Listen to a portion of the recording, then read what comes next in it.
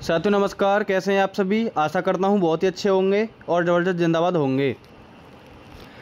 आज जीके की एक और उपयोगी क्लास नंबर 12।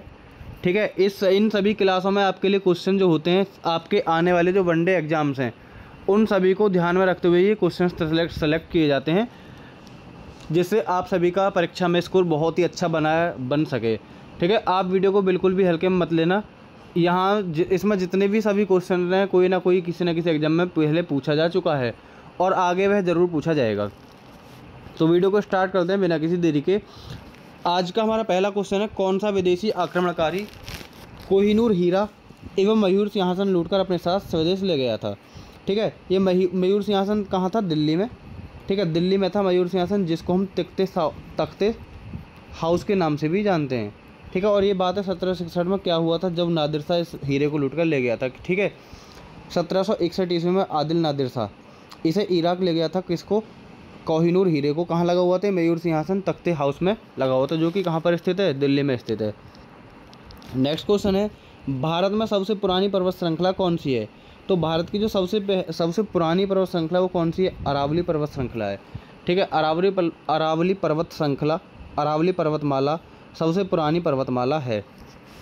नेक्स्ट क्वेश्चन है, धरती के तल का लगभग कितने % पानी है? धरती के तल का लगभग कितने % पानी है? लगभग 71% धरती के तल का क्या है? पानी है। ठीक है, लगभग 71% धरती के तल का पानी है। नेक्स्ट क्वेश्चन है, भारत की सबसे लंबी स्थलीय सीमा किस देश से लगती है? ठीक है, भारत की जो स्थलीय सीमा, दो तरह से सीमा लगती है, तो स्थल होती है और एक सीमा वैसी होती है जो कि किनारों से लगती है, और एक होती है स्थल। स्थल मतलब पानी वाले भाग से लगती है। ठीक है, तो सबसे ज़्यादा स्थलीय सीमा किसकी है? बांग्लादेश की लगती है सबसे ज़्यादा स्थलीय सीमा। नेक्स्ट क्वेश्चन है, हमारे सौरमंडल का सबसे बड़ा ग्रह कौन सा है? तो सौरमंडल का जो सबसे बड़ा ग्रह वो कौन सा है? बृहस्पति। और सबसे चमकीला कौन सा है? शुक्र ग्रह। और पृथ्वी से जो दिखाई देने वाला सबसे चमकीला ग्रह कौन सा है? वो भी शुक्र ग्रह ही है। ठीक है, और सौरमंडल का जो सबसे बड़ा ग्रह है वो कौन सा है? बृहस्पति है। नेक्स्ट क्वेश्चन है, किस नदी को बिहार का शोक कहा जाता है? बिहार का शोक किसे कहा जाता है? कोसी नदी को कहा जाता है। बिहार का शोक किसे कहा जाता है? कोसी नदी को कहा जाता है। नेक्स्ट क्वेश्चन है, गैस सिलेंडरों से गैस लीकेज का पता लगाने के लिए उसमें किस गंधयुक्त पदार्थ को मिलाया जाता है? ठीक है, बहुत इंपॉर्टेंट क्वेश्चन है, आपने 10th क्लास तक पढ़ा भी होगा इसे कि यदि गैस कहीं लीकेज हो जाती है उसका पता लगाने के लिए हम किसका प्रयोग करते हैं? इथाइल मरकैप्टेन का इथाइल मरकैप्टेन लगाते हैं। मान लीजिए जैसे किचन में कोई गैस कभी खुली रह जाती है तो उसमें क्या आती है? बदबू आती है। ठीक है, क्या आप क्या सोचते हो वो बदबू गैस की है? वो बदबू गैस की नहीं होती, वो किसकी होती है? इथाइल मरकैप्टेन की बदबू होती है। ठीक है, जिससे कि हमें पता चल सके कि यहाँ पर गैस लीकेज हुई है। ठीक है, किसकी बदबू होती है? वो इथाइल मरकैप्टेन की बदबू होती है। नेक्स्ट क्वेश्चन है, 349 वायुमंडल में सबसे अधिक किस गैस का प्रतिशत है? वायुमंडल में सबसे अधिक किस गैस का प्रतिशत है? नाइट्रोजन सबसे अधिक मात्रा में पाई जाती है। ठीक है, नाइट्रोजन की जो मात्रा है वो सबसे ज़्यादा है वायुमंडल में। नेक्स्ट क्वेश्चन है, कोणार्क का सूर्य मंदिर किस प्रदेश में स्थित है? कोणार्क का सूर्य मंदिर किस प्रदेश में स्थित है? ओडिशा में स्थित है। ठीक है, कई बार एग्जाम में पूछा जा चुका है कि कोणार्क का सूर्य मंदिर कहाँ है? कोणार्क का जो सूर्य मंदिर है वो कहाँ है? उड़ीसा में है। नेक्स्ट क्वेश्चन है, किस देश से अलग होकर वर्ष 1971 में बांग्लादेश का निर्माण हुआ था? तो बांग्लादेश क्या था? पहले पाकिस्तान का हिस्सा हुआ करता था। ठीक है, किसका हिस्सा था? बांग्लादेश पाकिस्तान का हिस्सा था, जो कि 1971 में बांग्लादेश अलग होकर बना था। ठीक है, पहले अफ़गानिस्तान भी भारत का ही हिस्सा हुआ करता था। अफ़गानिस्तान भी भारत का ही पहले हिस्सा था, और बांग्लादेश कहाँ का था? पाकिस्तान। ठीक है, कब हुआ था अलग? 1971 में बांग्लादेश पाकिस्तान से अलग हुआ था। नेक्स्ट क्वेश्चन है, कंप्यूटर भाषा में www का क्या अर्थ है? www या फिर www की फुल फॉर्म क्या है? कई बार एग्जाम में पूछा जा चुका है कि www की फुल फॉर्म क्या है? World wide web. World wide web क्या है? कंप्यूटर में www की फुल फॉर्म है।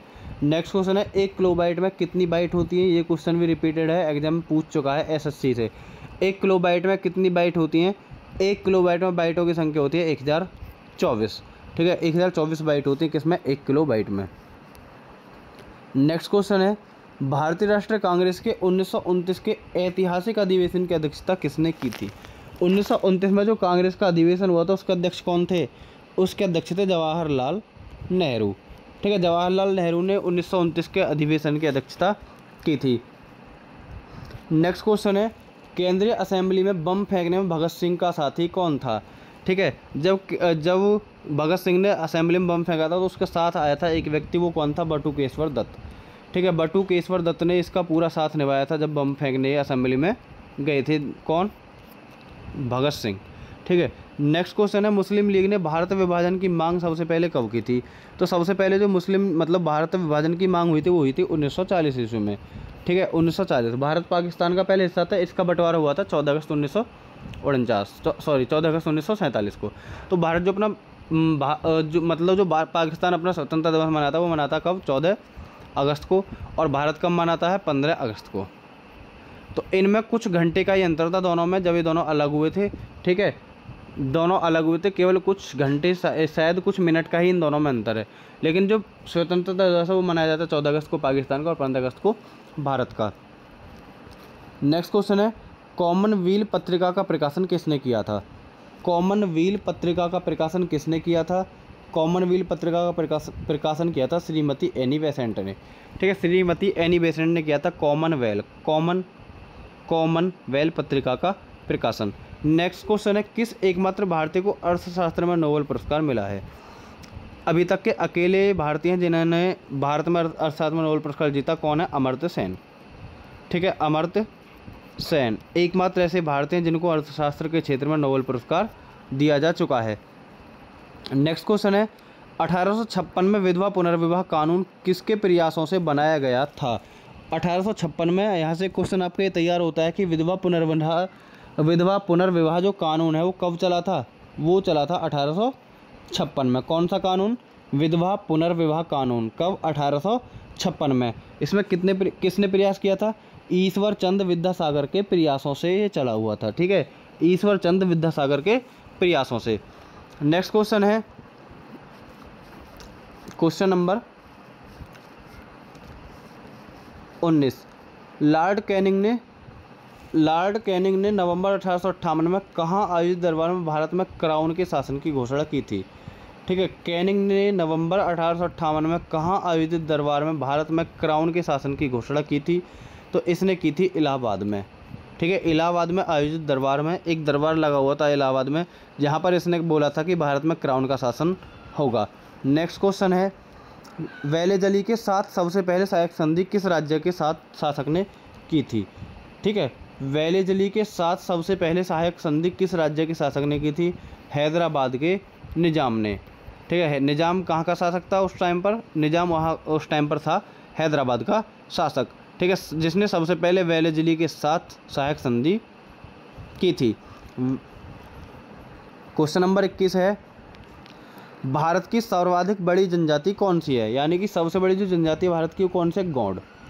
ठीक है, भारत की सबसे बड़ी जनजाति गौंड कहलाती है। नेक्स्ट क्वेश्चन है, भारतीय राष्ट्रीय कांग्रेस की प्रथम महिला अध्यक्ष कौन थी? तो भारतीय राष्ट्रीय कांग्रेस की जो सबसे पहली अध्यक्ष थी वो कौन थी? श्रीमती एनी बेसेंट थी। ठीक है, कौन थी? श्रीमती एनी बेसेंट, भारतीय राष्ट्रीय कांग्रेस की पहली महिला अध्यक्ष। नेक्स्ट क्वेश्चन है, शहीद ए आजम के नाम से कौन जाने जाते हैं? तो शहीद ए आजम के नाम से भगत सिंह को ही जाना जाता है। ठीक है, भगत सिंह को शहीद ए आजम के नाम से भी जाना जाता है। नेक्स्ट क्वेश्चन है, किस योजना के फलस्वरूप भारत का विभाजन हुआ था?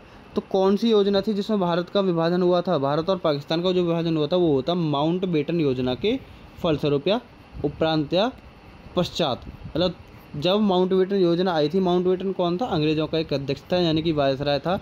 उसने एक योजना बनाई थी। ठीक है, उसकी योजना के फलस्वरूप, उसकी योजना के उपरांत ही क्या हुआ था? भारत का विभाजन हो गया था।